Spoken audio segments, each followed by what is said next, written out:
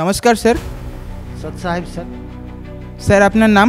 মধুসূদন দাস। আমি বিহার থেকে আসছি, বাড়ি আমার গিলাবাড়ি, ডিস্ট্রিক্ট কিশনগঞ্জ।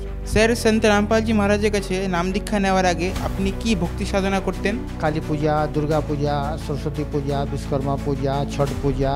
আমি বিশেষ করে বজরংবলীর ভক্ত ছিলাম, বেশি পূজা করতাম বজরংবলীর। তো এতগুলো ভক্তি সাধনা করার পর আপনি সন্ত রামপালজি মহারাজের কাছে কেন যুক্ত হলেন?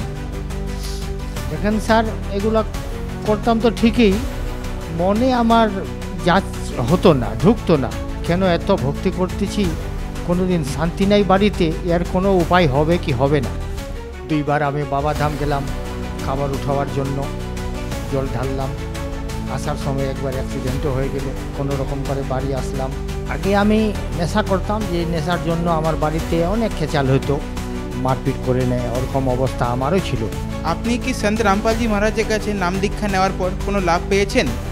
হ্যাঁ স্যার, লাভ পেয়েছি না। আরে বাপ, আধ্যাত্মিক জ্ঞান হলো আমাকে, যে জিনিসটা ছিল না এই পৃথিবীতে কেউ দিত না, ওই জিনিসটা পাই নিলাম। এখন খুব শান্তিতে আছি আমি। নেশা করতাম, এগুলা নেশা আমার ছুটে গেছে।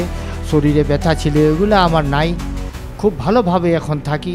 বাড়িতে ইনকাম ছিল না, ইনকাম হয়। এখন 10 টাকা কামাই, আমার ওই 10 টাকা দিয়ে ভরপুর হয়ে যায়। সম্পূর্ণ ভিডিওটি দেখার জন্য ডেসক্রিপশন বক্সে দেওয়া লিংকে ক্লিক করুন।